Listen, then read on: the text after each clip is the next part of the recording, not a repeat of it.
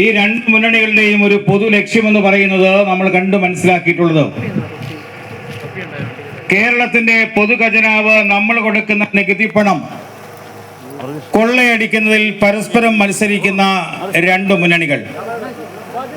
ഈ ഒരു രാഷ്ട്രീയ സംസ്കാരത്തിന് മാറ്റമുണ്ടാകണമെന്ന് മലയാളി ആഗ്രഹിക്കുന്ന തെരഞ്ഞെടുപ്പ്. ലോകത്തിലെ ഏറ്റവും വലിയ തീർത്ഥാടന കേന്ദ്രമാണ് ശബരിമല. ലക്ഷോപലക്ഷം അയ്യപ്പ ഭക്തന്മാർ ഓരോ വർഷവും വന്നു പോകുന്ന, നമ്മുടെയൊക്കെ മനസ്സുകളിൽ ഭക്തി നിറവ് ഉണ്ടാക്കുന്ന ശബരിമല. ആ ശബരിമല അയ്യപ്പ ഭഗവാന്റെ സ്വർണം പോലും കൊള്ളയടിച്ച, സ്വത്ത് പോലും കൊള്ളയടിച്ച പിണറായി സർക്കാർ, ആ പിണറായി സർക്കാരിന് എല്ലാ പിന്തുണയും കൊടുക്കുന്ന UDF കോൺഗ്രസ്, ഇതിനൊരു മാറ്റം ഉണ്ടാവണമെന്ന് മലയാളി ആഗ്രഹിക്കുന്ന തെരഞ്ഞെടുപ്പാണ്. ചാത്തന്നൂരിനെ സംബന്ധിച്ചിടത്തോളം കഴിഞ്ഞ 15 വർഷക്കാലം ഈ നിയമസഭാ മണ്ഡലത്തെ പ്രതിദാനം ചെയ്ത MLA ഈ നാടിനു വേണ്ടി, നിയോജക മണ്ഡലത്തിന്റെ വികസന പ്രവർത്തനത്തിനു വേണ്ടി എന്ത് ചെയ്തിട്ടുണ്ട് എന്ന ഏറ്റവും പ്രസക്തമായ ചോദ്യം നമ്മുടെ മുന്നിലുണ്ട്. ഇന്നലെ പാരിപ്പള്ളിയിൽ ഞങ്ങൾ സ്വീകരണ പരിപാടി നടക്കുമ്പോഴാണ് പാരിപ്പള്ളി മെഡിക്കൽ കോളേജിൽ ഒരു സംവിധാനങ്ങളില്ലാത്തത് മൂലം, സുരക്ഷിതമായ ആരോഗ്യ പരിപാലനം ഇല്ലാത്തത് മൂലം ഒരു ചെറുപ്പക്കാരൻ മരണപ്പെടുകയുണ്ടായി. ഇന്ന് മാധ്യമ വാർത്തകളുണ്ട്.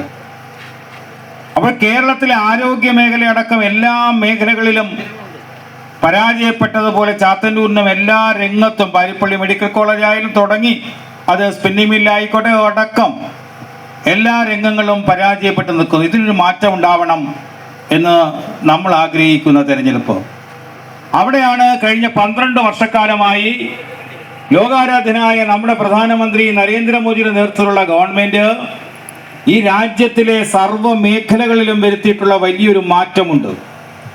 സ്വാതന്ത്ര്യാനന്തര ഭാരതം കണ്ട ഏറ്റവും വലിയ സമാനതകളില്ലാത്ത വികസന പ്രവർത്തനം, അത് ക്ഷേമ പ്രവർത്തനങ്ങളായാലും അടിസ്ഥാന വികസന മേഖലയിലെ പ്രശ്നങ്ങളാണെങ്കിൽ ഏത് നോക്കിയാലും ഏറ്റവും അധികം വികസന പ്രവർത്തനങ്ങൾ, ക്ഷേമ പ്രവർത്തനങ്ങൾ നടന്നിട്ടുള്ളൊരു കാലഘട്ടം. നരേന്ദ്രമോദിയുടെ ഗവൺമെന്റ് ഈ രാജ്യത്ത് നടപ്പിലാക്കിയിട്ടുള്ള എല്ലാ വികസന പദ്ധതികളും, എല്ലാ ക്ഷേമ പ്രവർത്തനങ്ങളും നമ്മുടെ നാട്ടും പുറത്തും എത്തണമെന്ന് നാം ആഗ്രഹിക്കുന്ന തെരഞ്ഞെടുപ്പ്. അതുകൊണ്ട് തന്നെ ഈ തെരഞ്ഞെടുപ്പിന് ഇത്തരത്തിൽ ഒരുപാട് രാഷ്ട്രീയ പ്രാധാന്യമുണ്ട്. 2016-ലെയും 2021-ലെയും നിയമസഭാ തെരഞ്ഞെടുപ്പ്, BJP നേതൃത്വം കൊടുക്കുന്ന NDA സഖ്യം ഈ 2 നിയമസഭാ തെരഞ്ഞെടുപ്പിലും ചാത്തന്നൂരിൽ മത്സരിക്കാനുള്ള അവസരം പാർട്ടി NDA നൽകി. ആ 2 തെരഞ്ഞെടുപ്പിലും നിങ്ങളുടെ മുന്നിൽ വന്നപ്പോൾ നിങ്ങളുടെ അനുഗ്രഹം, നിങ്ങളുടെ ആശീർവാദം ഉണ്ടായി. മത്സരിച്ച 2 തെരഞ്ഞെടുപ്പുകളിലും 2ാം സ്ഥാനത്തെത്തുവാൻ കഴിഞ്ഞു.